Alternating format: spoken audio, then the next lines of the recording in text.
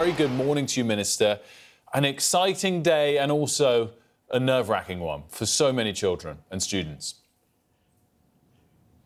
Absolutely, it's a very exciting day for our young people, but a nerve-wracking one too. And it's a day of celebration. I know how hard our young people have worked, the brilliant support that they've had from teachers and staff, and also parents who'll be waiting very nervously for their children to go and collect their results. So this is a great day of celebration. And my message to young people is that if you've got what you've needed to move on to the next step in your journey, that's fantastic. But if you haven't, there's lots of support and advice that's available, either from your school or college, but also through UCAS if you're considering going to university through clearing, and also the National Career Service, because there are lots of fantastic routes that are out there, whether that's apprenticeships, university, or much more besides. So a big well done and an important morning for our young people.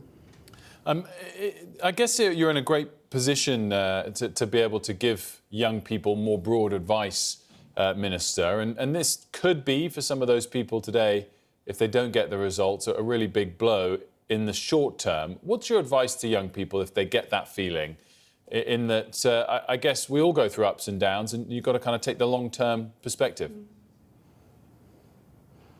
Absolutely. My advice and my message is that there is lots and lots of support that's available out there. Obviously, your first port of call can be your school or your college, and they can provide advice around next steps.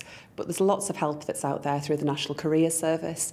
But also, if university is the route that you're considering and perhaps you haven't got what you've needed for your first choice offer, there are lots of great options this year in terms of going through clearing.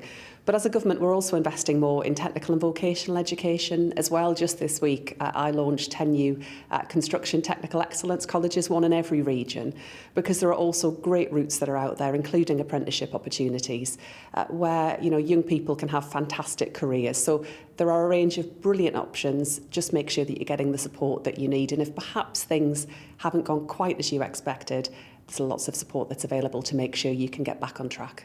So is university less of a priority than it was a few years ago? I think my view is that it's about different routes. It's about what's right for individual young people. University is a great route for lots of young people, but there are other fantastic routes that are available as well, whether that's through apprenticeship opportunities and other further study, and also going into the world of work. So for me, it's about making sure that young people have got real and genuine choices about what's right and best for them.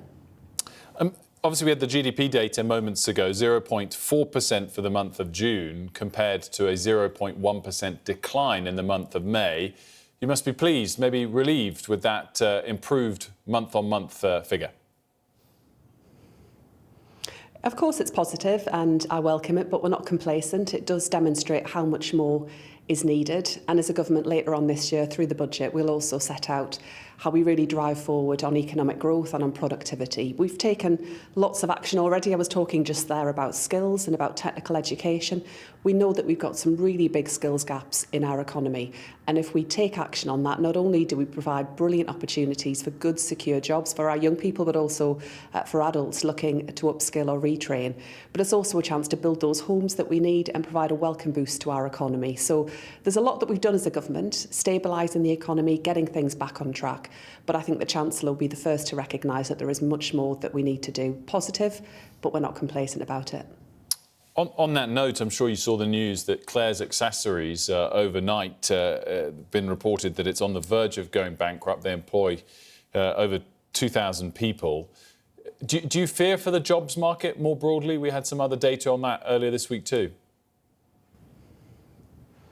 I think what we've seen is also an increase in the number of people in employment, over 380,000 more people, more kind of available opportunities. But we've also seen a drop in the levels of inactivity and more people in work, which is welcome and positive. And some of that is down to people moving, out of inactivity, which is welcome. We want to support people back into work.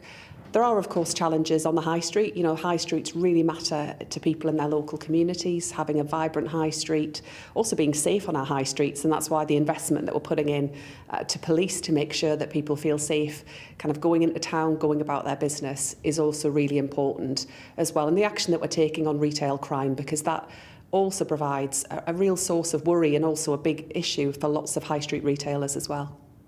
Just wanted to finish on President Zelensky. Of course, he'll be meeting Prime Minister Starmer in the next hour or two.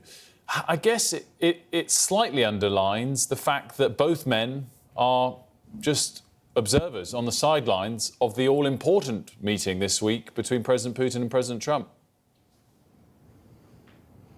We welcome the commitment of President Trump to ensuring that there can be a just and lasting peace for Ukraine. But we have always been clear as a government that Ukraine must be involved in those important considerations and discussions about their future where it comes to arriving at an outcome. We've got a very strong history in this country, not just under this government, but also under the last government as well, of supporting the Ukrainian people, of supporting the Ukrainian government and also President Zelensky. It's important that that endures, that we stand steadfast behind Ukraine.